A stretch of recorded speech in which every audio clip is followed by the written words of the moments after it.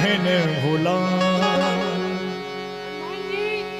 ये सभी वानर प्यास से घबरा रहे हैं, कहीं जल का प्रबंध कीजिए। जामवंत जी घबराइए नहीं, वह देखिए सामने की ओर आकाश में पक्षी उड़ते हुए दिखाई दे रहे हैं और ऐसा माना जाता है जिस जगह पर पक्षियों का वास होता है वहां पर जल अवश्य होता है। आप सभी लोग मेरे पीछे पीछे आए। जय जय श्री राम। आगे करी हनुमंत ही लीला, बैठे निबारी विलंबी नकीना, जाए देख उपवन बरो, सर विकसित बहु अंग, मंदिर की रुचिरता, बैठी नारी तप पुल। देवी प्रणाम। कल्याण हो। कहो तुम कौन हो? देवी हम परिचय अपना पीछे देंगे, हम लोगों को प्यास बहुत जोर से सता रही है, पहले आप हमें जल बतलाएं। क्यों नहीं, गुफा के पीछे स्वच्छ सरोवर है, फल भी लग रहे हैं, फल भी खाना, जल भी है, जल भी पियो। चलो भाइयों, जय जय श्री राम। 51 रुपए की राशि किसी भक्त की ओर से भगवान श्री राम की पावन लीला में मंजन कीन मधुर फल खाए, पास निकटी पुन सभी चलिया। देवी हम लोगों ने जल भी पिया और फल फूल भी खाए, लेकिन एक बात की हम लोगों को बहुत ही हैरानी हो रही है।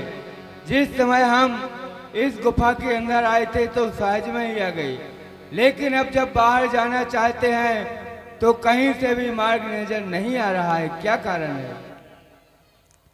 इस गुफा का नाम है ऋक्षवल गुफा। जो इसके अंदर आता है वो बाहर कभी नहीं निकलता है। प्रथम तो मैं अपना परिचय देती हूँ तुम्हें, और तुम भी अपना परिचय देना मुझे, कहाँ से आए हो?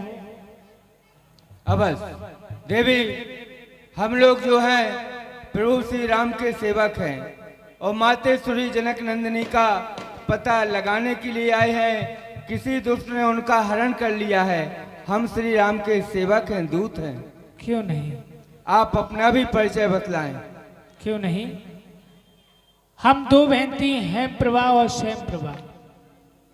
देवराज इंद्र के हम यहाँ नृत्य किया करती थी। एक दिन नृत्य कर कर हम जब वापस आ रही थी दोनों बहन, तो एक निशाचर ने हम दोनों बहनों का हरण कर लिया। मेरी बहन मुझसे बहुत ज़्यादा सुंदर थी तो उसे वो राक्षस ले गया, मुझे इस गुफा में छोड़ गया। एक दिन चंद्रमा नाम के ऋषि आए, मैंने उनसे अपना उद्धार पूछा तो उन्होंने बताया कि त्रेता के चौथे चरण में राम जी का अवतार होगा, किसी कारणवश वो वन के लिए आएंगे, कोई निशाचर उनकी भार्या का हरण कर ले जाएगा, उसकी खोज में वानर भालू आएंगे, उन्हीं को देख करके तुम्हारा शुभ दर्शन, तुम्हारा उद्धार मंगलमय हो जाएगा। लगता है तुम वही वानर भालू हो। हाँ देवी, हम वही बंदर भालू हैं। आपका उद्धार तो हो गया, लेकिन आप हम लोगों को भी इस गुफा से बाहर काटने का कोई यत्न बताएं। क्यों नहीं हनुमान जी, इस गुफा का नाम ऋक्षवल गुफा है। ये कि कुम्हार की चाक की तरह घूमती रहती है, जो इसमें अंदर जाता है वो कभी बाहर नहीं निकलता है। परंतु तुम राम जी के सेवक हो, तुम्हारे लिए कुछ भी दुर्लभ नहीं है, सब संभव है तुम्हारे लिए। अपने नेत्रों को बंद कीजिए और जोरदारी के साथ प्रभु श्री राम जी का नाम लीजिए, सहज में ही तुम इस गुफा से निकल जाओगे। प्रभु इस समय कहाँ है? प्रभु इस समय ऋषमुख पर्वत पर विराजमान है, आप जाकर के दर्शन करें। क्यों नहीं? जय जय श्री राम। नैन मूंद देखे सब भीरा और ठाड़े सकल सिंधु के तीरा। वास्तव में यह देवी कोई पहुंची हुई देवी थी, हे बंदर भालुओं जामवंत जी, यहाँ बिचारे कपि मन माही और बीती अवधि काज कछु नाही। देखिए हम लोग समुद्र के किनारे पर आ चुके हैं और चारों तरफ जल ही जल दिखाई दे रहा है और कुछ भी दिखाई नहीं दे रहा है। और सुग्रीव राज जी ने जो 1 माह की अवधि दी थी कि 1 माह की अवधि में जो पता लगा करके वापस आएगा वह हमारे मधुबन के मीठे मीठे फल खाएगा, और जो पता लगाए बिना आएगा उसे वह अपने हाथों से मृत्यु दंड देंगे। लेकिन अवधि पूर्ण होने के लिए जा रही है और हम लोगों को अभी तक कोई पता नहीं मिला है। तात राम कहे नर जन मानहु और निर्गुण ब्रह्मे अजित अज जानहु। वीर हनुमान भगवान श्री राम के लिए मानव ना समझिए, वो तो एक पूर्ण ब्रह्म है। इस वसुंधरा पर जो अत्याचार हो रहे हैं, भूमंडल पर पृथ्वी का भार हरण करने के लिए मानव रूप में आए हैं। तुम चिंता न करो, भगवान का कार्य अवश्य पूर्ण होगा। हम राम जी के राम जी हमारे हैं, और राम जी हमारे हैं। अभी प्रभु का ध्यान लगाएं, भजन करें, प्रभु अवश्य कोई उपाय करेंगे।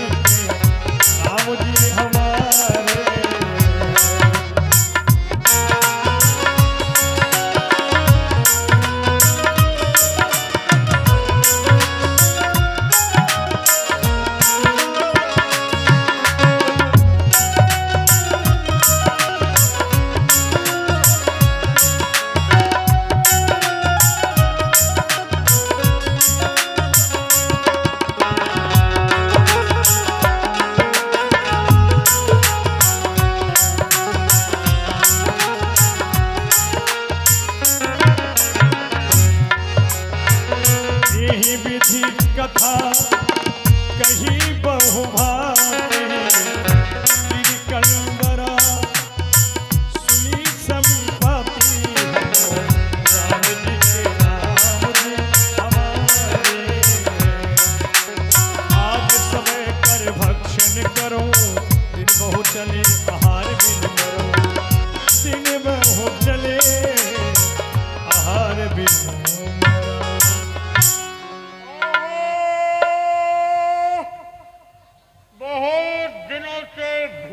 पड़ा हुआ हूँ। आज तो विधाता ने घर में तेरी भोजन भेज दिया है और सभी को खाऊंगा। कहे अंगद विचार मन माही, धन्य जटायु सम को नाही। हे बंदर भालुओं, उस जटायु के समान कोई धन्य नहीं है जिसने कि प्रभु श्री राम के कार्य हेतु अपने प्राणों का परित्याग कर दिया। एक वह भी पक्षी था, दूसरा ये भी उसी शक्ल का पक्षी है कि जो हम राम भक्तों को खाने की बात करता है। उस जटायु के लिए बारंबार धन्य है। जटायु जटायु क्या कर रहे हो? कहाँ है जटायु? क्या हुआ? अरे भाई, एक तुम्हारी शक्ल का जटायु नाम का पक्षी पंचवटी पे रहता था, जिसने प्रभु के काम हेतु अपने प्राणों का परित्याग कर दिया। उसी की चर्चा हो रही है। अब तुम क्यों रोने लग गए? अरे भाई क्यों रो रहे हो? अरे भैया वो तो मेरा भाई था। तेरा भाई गाय का मित्र कसाई, ये बात हमारी समझ में ना आई। तेरा भाई इतना धर्मात्मा और तू इतनी दुष्ट आत्मा जो हमें खाने को कह रहा। ए भाई, मैं बाद में बताऊंगा इस सब प्रसंग को। आप लोग मुझे आगे ले लो, मैं अपने भाई को पिंडदान दूंगा, जलदान दूंगा। उठाइए, बेचारे के पंख जले हुए हैं, इधर लाइए। ए भाई, आचार पद ग्रहण करो, मैं अपने भाई को पिंडदान दूंगा। हनुमान जी, हाँ, इसके पिंडदान करवाओ, श्रद्धांजलि अर्पित करो इसके भाई के लिए। इसको बांधनी को सा पकड़ाओ, पहले पकड़ो इसे। पकड़ो। अब देखो जैसा हम बोले वैसा ही बोलना। जैसा हम बोले वैसा ही बोल लो। अभी से क्यों बोल रहे हो? इसे क्यों बोल रहे हो? हे, अभी मत बोलो, अभी मत बोलो, आखिर पक्षी ही तो है। आखिर बंदर ही तो हो। कौन से? अरे मूर्ख, बराबरी करना, मन तो शुरू नहीं हुआ। हाँ, बोलो बोलो बोलो। हाँ, लाओ पकड़। बोलो, पिंड पिंड पिंडा, पिंड पिंड पिंडा, पिंडा तरे प्राणी, पिंडा तरे प्राणी। तुम लो जटायु पानी, तुम मर गए हम जानी, तुम लो जटायु पानी। देख वो तेरा भाई जा रहा है, प्रणाम कर ले, देख ले, दर्शन कर ले उसके। अपने लिए भी एक स्थान सुरक्षित रखना भाई, मैं भी आ रहा हूँ। अरे तेरे तो पंख भी उगाए। देखो भाई, हाँ, अब बतलाओ कौन हो तुम और किस प्रकार से यहाँ पड़े हो? जटायु कैसे भाई है तुम्हारा? देखो हम दो भाई थे। अच्छा, हमारे भाई का नाम जटायु था हाँ, और हमारा नाम संपाति है। संपाति। उत्पाती भी बहुत ज्यादा हूँ।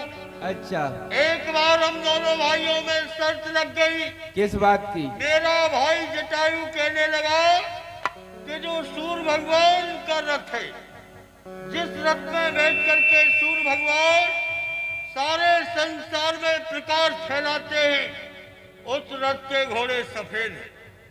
मैंने कहा जो सूर्य भगवान का रथ है, उस रथ के घोड़े काले हैं। फिर? हम दोनों भाई बड़े ही जिद्दी थे। बहस हो गई तो हम दोनों भाई अपनी शंका का समाधान करने के लिए आकाश में उड़ने लगे।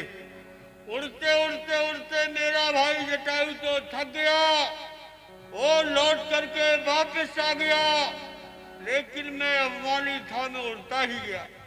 उड़ते ही गए? उड़ते उड़ते जैसे ही सूर्य भगवान के निकट पहुंचा, फिर क्या हुआ? तो उनके तेज से हमारे पंख जल गए। अच्छा, फिर मैं वहीं से लुढ़कता पुढ़कता समुद्र किनारे गिरा। यहाँ एक चंद्रमा नाम के ऋषि आए, बोले संपाति तू चिंता मत कर, जब सीता खोज के लिए राम के सेवक बंदर भालू आएंगे और जब तू उनके दर्शन करेगा, तुझे नया जीवन मिल जाएगा, तेरे पंख हरे हो जाएंगे। तुम राम के सेवक बंदर भालू हो ना? हाँ, हम वही राम के सेवक बंदर भालू हैं। तुम्हारा उद्धार हो गया, तुम्हें नवीन पंख उत्पन्न हो गए। अब हमारी भी कुछ सहायता करो, हम मातेश्वरी का पता लगाने के लिए आए हुए हैं, हमारी कुछ सहायता करो। क्या चाहते हो? यही चाहते हैं कि हमें पता लग जाए कि मातेश्वरी सीता जी कहाँ पर है इस समय। गिरि त्रिकूट ऊपर बस लंका,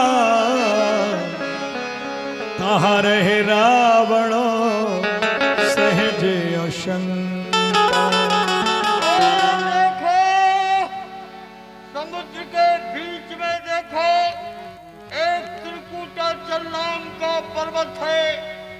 अरे भाई, हमें कुछ नहीं दिखाई देता, हमें तो जल ही जल दिखाई दे रहा है। ओ भैया देखो, इसे तुम नहीं देख सकते हो, इसे तो हम ही देख सकते हैं, क्योंकि गिद्ध की दृष्टि जो है अपार हुआ करती है। अच्छा, गिद्ध अपना शिकार, अपना भोजन अपने स्थान से देख लेता है कि मेरा भोजन कहाँ पर है। देखो बंदर भाइयों, अब मैं तो बुढ़ा हो चुका हूँ। मेरे शरीर में पहले जैसी ताकत और शक्ति नहीं है, नहीं तो मैं तुम्हारी कुछ अवश्य सहायता करता। लेकिन इस संकट की घड़ी में मैं तुम्हारी वचन सहायता अवश्य करता। देखो भैया, 100 योजन का समुद्र भरा है, 400 कोस। तुम में से जो भी बंदर भालू इस समुद्र को पार करके उस पार जाएगा, वही मातेश्वरी जानकी का दर्शन कर सकता है, वही श्री राम का कार्य कर सकता है, वही श्री राम की कृपा का यश का पात्र बन सकता है। देखो बंदर भाइयों, तुम्हारा दर्शन करने से मुझे नया जीवन मिल गया है। फिर आप लोग तो राम भक्त हैं, उनकी सेवा में रहते हैं। आप किसी भी असंभव कार्य को संभव करने की क्षमता रखते हैं। ठीक है भाई, आप जा सकते हैं। अस कहीं गरुण गीत जब गए हूँ,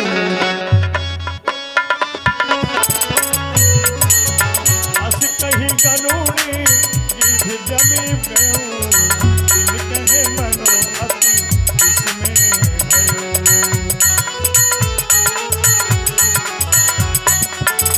निज निज बलो सबो आहू भाखा, पर जानो कर संसेरा, पार जान कर संसेरा। वीरवान लोग, उस पक्षी ने बतलाया, जानकी जी का पता बतला दिया। ये समुद्र के बीच त्रिकूट पर्वत के ऊपर स्वर्णमयी लंका है, जहाँ का राक्षस राज रावण है। वहीं पर श्री जानकी जी अशोक बाग में हैं। ये समुद्र 100 योजन यानी 400 कोस का है। जो कोई भी इसे लांग कर जाएगा, वही मातेश्वरी जानकी जी का पता लगाएगा। बोलो, तुम लोग कितना जा सकते हो? अंगद कहा जाऊं मैं पारा, और जी सर से कछू फिरती बार। तामचा मंत्र जी, ये क्या कहते हो तुम? कायरपन की बात। बाली सुध होकर मैं मौन रहूं, ये लांछन मुझ पे आता है। इस समुद्र पार करने को ये अंगद बालक जाता है। जब मैं यहाँ से जाऊंगा तो जगदम्बा सम्मुख आएगी, अपनी सारी शक्ति के द्वारे लंका गेट मुझे पहुंचाएगी। जब उधर से लौट कर आऊं तो मेरी पीठ पीछे हो जाएगी, जिसके कारण मेरी सारी शक्ति चिल्ड बिल्ड हो जाएगी। जा तो सकता हूँ, लौटने में संशय है। चाबी बंत कहे तुम सब लायक, और पठैये की मो सभी करनायक। युवराज अंगद, तुम सभी लायक हो। सब प्रकार से मैं जानता हूँ कि तुम लंका नगरी जा सकते हो, आ भी सकते हो, लेकिन इस समय तुम हमारी सेना के नायक हो। इस समय सेना में तुम ही हमारे सब कुछ हो, इसलिए हम तुम्हें जाने नहीं देंगे। कहीं ऋक्षपति सुने हनुमान, साधु साधे रहे हो बलवान। पवन तने बल पवन समान, बुद्धि विवेक विज्ञान, बुद्धि विवेक विज्ञान। हे वीर हनुमान, बजरंग बली, तुम क्यों मौन साधे बैठे हुए हो? तुम्हारा अवतार भगवान श्री राम के कार्य के लिए हुआ है। हे अंजनी कुमार, पवन पुत्र, तुम पवन के पुत्र हो। पवन के समान तुम्हारे शरीर में वेग है, बल बुद्धि के निधान है। जागो वीर हनुमान, जागो। राम जी के कार्य के लिए तुम्हारा अवतार हुआ है।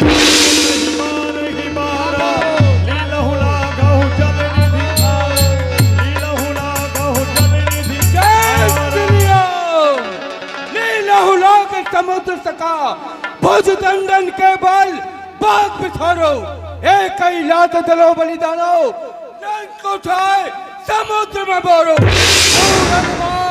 त्रिकूट उखाड़, अशोक उजाड़, अच्छे फोड़ो, वीर विहीन पुरी कर उस रावण के 10 मस्तक तोड़ो। हे जामवंत क्या कहते हो? जाकर समुद्र पर गजू मैं पहले उस रावण को मारू या लंका उल्टी कर दूं मैं।